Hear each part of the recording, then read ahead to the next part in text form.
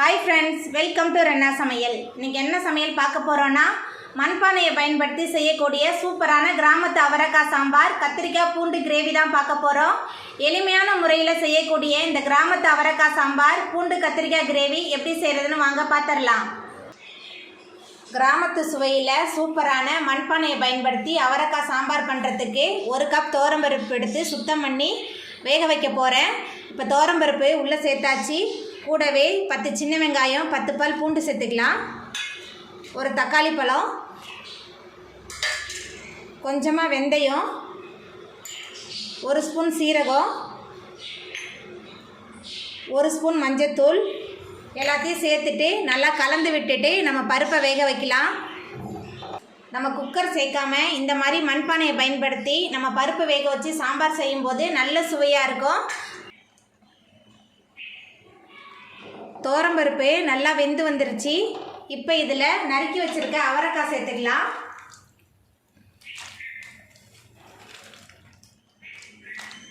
அதுக்கப்புறமா சாம்பார் தூள் 2 table spoon சேர்க்குறேன் கூடவே சாம்பாருக்கு தேவையான அளவுக்கு உப்பு எல்லாத்தையும் சேர்த்துட்டு நல்லா கலந்து விட்டுறலாம் சாம்பார் தூள் உப்பு எல்லாமே சேர்த்து நல்லா கலந்தாச்சு அவரைக்காய் நல்லா வெந்து வரட்டும் அவரைக்காய் வெந்து வந்துருச்சு இப்போ இதில் புளித்தண்ணி சேர்த்துக்கலாம் புளித்தண்ணி சேர்த்த பிறகு புளியோட பச்சை வாசனை போகிற அளவுக்கு சாம்பார் நல்லா கொதிச்சு வரணும் புளியோட பச்சை வாசனை போகிற அளவுக்கு சாம்பார் நல்லா கொதிச்சு வந்துருச்சு இப்போ நம்ம இதை தாளிச்சிடலாம் தாளிக்கிறதுக்கு முன்னாடி நம்ம ரெடி பண்ணி வச்சுருக்கிற இந்த பாத்திரத்தை இறக்கி வச்சிடலாம் அடுப்பில் கடாய் வச்சுட்டேன் சாம்பார் தாளிக்க தேவையான அளவுக்கு எண்ணெய் சேர்த்துடலாம் எண்ணெய் சூடாகி வரட்டும் எண்ணெய் சூடாகிட்டு இதில் கடுகு சேர்த்துடலாம் கடுகு பொரிய ஆரம்பிச்சிருச்சு கொஞ்சமாக கருவேப்பிலை கூடவே 20 சின்ன வெங்காயம் பொடியாக நறுக்கி வச்சுருக்கேன் சின்ன வெங்காயம் சேர்த்துடலாம் சேர்த்துட்டு நல்லா வதக்கிடலாம் வெங்காயம் நல்லா வதங்கணும் நல்லா வதக்கிடலாம் வெங்காயம் நல்லா வதங்கி வந்துருச்சு இப்போ நம்ம மண்பானையில் ரெடி பண்ணி வச்சுருக்க அவரைக்காய் சாம்பாரை தூக்கி வச்சுட்டு நம்ம தாளிச்சதை இதில் கொட்டிடலாம் தாளிச்சதை கொட்டியாச்சு மேலால் கொஞ்சமாக பெருங்காயத்தூள் சேர்த்துக்கலாம் பெருங்காயத்தூள் சேர்த்த பிறகு கொஞ்சமாக கொத்தமல்லி தழை தூவிடலாம்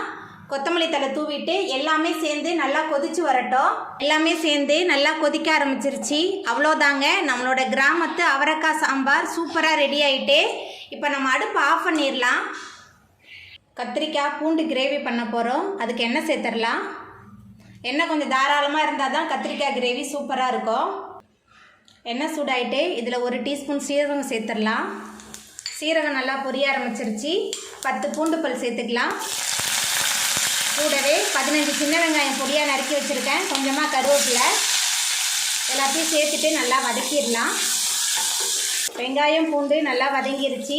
இப்போ இதில் பொடியாக நறுக்கி வச்சுருக்கேன் கத்திரிக்காய் சேர்த்துக்கலாம் கத்திரிக்காய் சேர்த்துட்டு கொஞ்சம் நேரத்துக்கு இந்த எண்ணெயிலே நல்லா வதக்கிடலாம் கத்திரிக்காய் பூண்டு கிரேவி ரொம்ப சுவையாக இருக்கும் இட்லி தோசை சப்பாத்தி தயிர் சாதம் எல்லாத்துக்குமே ரொம்ப கலக்கலாக இருக்கும் சாதத்தோடு கலந்து சாப்பிட்லாம் கத்திரிக்காய் நல்லா வதங்கி வந்துருச்சு இப்போ இதில் குழம்பு மிளகாய் தூள் சேர்த்துக்கலாம் அதுக்கப்புறமா உப்பு சேர்த்துக்கலாம்